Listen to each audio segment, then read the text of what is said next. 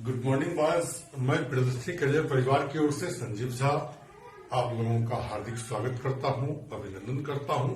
उम्मीद कर रहा हूं कि इस लॉकडाउन की अवधि में आप अपने घर पर होंगे और समय का सही सदुपयोग कर रहे होंगे। आइए चलते हैं आज के क्वेश्चन की ओर। आज का क्वेश्चन है, 3 संख्याओं का माध्य 21 है, इन आंकड़ों का समुच्चय की रेंज 12 है और 2 सबसे छोटी संख्याओं का अंतर 3 है। इन तीनों संख्याओं में सबसे बड़ी संख्या ज्ञात करें। क्वेश्चन कुछ नहीं है, कह रहा है 3 संख्याओं का माध्य 21 है। हमने जूम किया, ये 3 संख्या है, ये पहली, ये दूसरी और ये तीसरी। अगर मैं कहूं ये सबसे छोटी संख्या होगी, ये उससे बड़ी और ये सबसे बड़ी। इस संख्याओं का एवरेज 21 दिया हुआ है। एवरेज कितना दिया हुआ है? 21। इस समुच्चय का रेंज 12 है। रेंज मतलब हुआ उच्चतम माइनस निम्नतम। यदि 12 है तो इस सबसे छोटी संख्या को मैं ए एज्यूम कर रहा हूं, इसके बाद की संख्या क्या ये a प्लस 12 नहीं होगी? निश्चित रूप से दोनों में अंतर तो 12 का ही है। दोनों संख्याओं में अंतर 12 का ही तो है। रेंज तो 12 हुआ। रेंज बराबर क्या? उच्चतम मान माइनस निम्नतम मान इक्वल टू 12। यदि मैं a प्लस 12 माइनस a करूं, रिजल्ट तो 12 ही आएगा। उसके बाद क्वेश्चन में दिया हुआ है और 2 सबसे छोटी संख्या का अंतर 3 है। ये दोनों संख्या तो इससे छोटी है, तो 2 सबसे छोटी संख्या तो यही है। इस दोनों के बीच अंतर कितना का है? 3 का है। यदि इसे मैं ए एज्यूम किया हूं तो इसे मैं क्या a प्लस 3 नहीं कह सकता हूं? दोनों में अंतर तो 3 का ही है। उसके बाद इसका एवरेज कितना है भाई? 21 दिया हुआ है। आपसे बड़ी संख्या का वैल्यू पूछा जा रहा है। अगर मैं इस तीनों का एवरेज आपसे पूछूं, यदि मैं इस तीनों का एवरेज आपसे पूछूं तो क्या आप a प्लस 5 नहीं कहोगे? निश्चित रूप से कहोगे। अब देखो a प्लस 3 और a प्लस 12 तीनों मिल करके 3a प्लस 15 होगा। तो देखिए यहां पर 3a प्लस 15 बाय हुआ 3। अगर मैं 3 यहां से कॉमन खींच लूं, a प्लस 5 बाय 3, ये और ये कैंसिल हो जाएगा। तो क्या मैं कह नहीं सकता हूं जो एवरेज जो होगा वह a प्लस 3 होगा? यही एवरेज तो 21 है। a प्लस 3 बराबर 21, देन a बराबर 21 माइनस 5, a बराबर आपका आंसर 16 होगा। आपका क्या रिजल्ट होगा? a बराबर 16। आपसे क्या पूछा जा रहा है? बड़ी संख्या। तो आप कहोगे 16 प्लस 12 बराबर 16 12 28। ये आपका तीनों में बड़ी और संख्या, ये तीनों में बड़ी संख्या कितनी आ गई? 28। आपका ये आंसर होगा, कितना होगा? 28। यदि सबसे छोटी संख्या पूछता तो आपका आंसर a यानी 16 होता। इससे बड़ी संख्या पूछता तो 16 3 19 मेरा आंसर होता। लेकिन हमसे क्या पूछा गया है? हमसे पूछा गया है सबसे बड़ी संख्या। तो सबसे बड़ी संख्या क्या हो जाएगी? 16 और 12 मिलकर के 28। आप चाहे तो इसका स्क्रीनशॉट ले सकते हैं।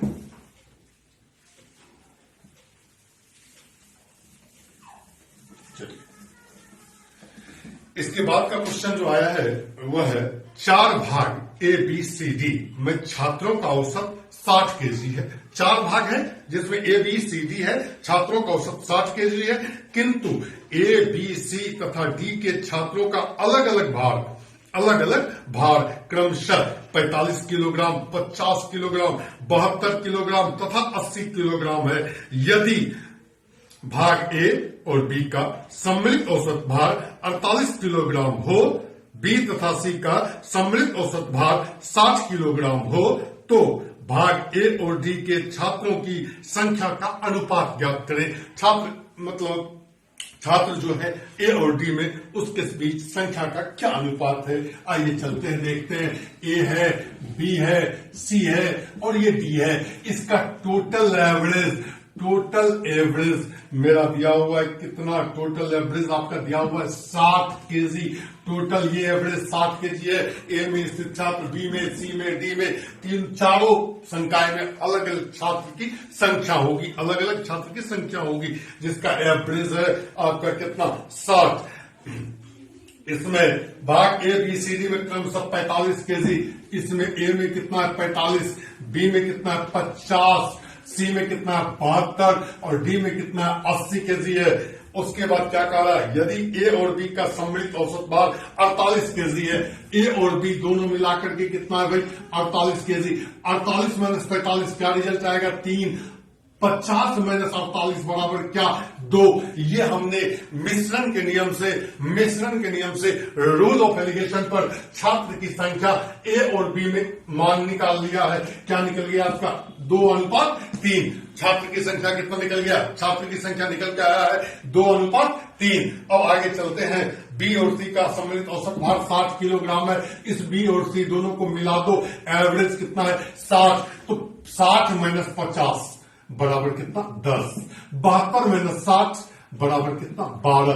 क्या इस दोनों में जो रिजल्ट आएगा, जो क्या कहते हैं अनुपात आएगा, रेशियो आएगा, क्या वो 6:5 नहीं आएगा? निश्चित रूप से आएगा। यदि मैं यहां पर ए बी सी और डी लिखने जा रहा हूं, यदि ए का मान 2 तो बी का मान कितना 3, लेकिन बी का मान यदि 6 तो सी का मान कितना 5, बी का मान यदि 6 लेंगे तो सी का पर मान 5 लेना होगा। अब यहां पर थोड़ा सा आप ध्यान दें, बी का मान यदि 3 है उस स्थिति में ए का मान 2 है, लेकिन बी का मान यहां हमने 6 लिया है, तो ए का मान क्या दुगना नहीं होगा, 3 दूनी 6, 2 दूनी 4, ए का मान कितना हो जाएगा 4। अब डी का तो वैल्यू पता नहीं है, तो डी का मान क्या किया हमने एक्स मान लिया। अब इस सब का एवरेज कितना है 60 केजी, एवरेज कितना है 60 केजी। व्यक्तिगत रूप से कहने का मतलब सेक्शन वाइज ए में कितना है 45 केजी, ए का एवरेज कितना है 45 केजी। यह टोटल एवरेज से कितना कम है 15, माइनस 15 का। अब देखिए बी कितना है 50 केजी, टोटल एवरेज मेरा कितना है 60 केजी, कितना कम है भाई, तो 10 केजी कम है। अब ये देखिए सी कितना है 72 केजी, टोटल एवरेज 60 केजी, कितना ज्यादा सी है भाई 12 केजी ज्यादा है सी, तो प्लस 12 लिख दिए, लिखना नहीं था प्लस, लेकिन प्लस 12 लिख दिए। चलिए उसके बाद डी देखिए, ये 60 केजी टोटल है 60 केजी, डी का 80 केजी, कितना डी ज्यादा है, तो चलिए प्लस 20 केजी ज्यादा है, और ये एवरेज कितना है 60 केजी ही तो एवरेज है।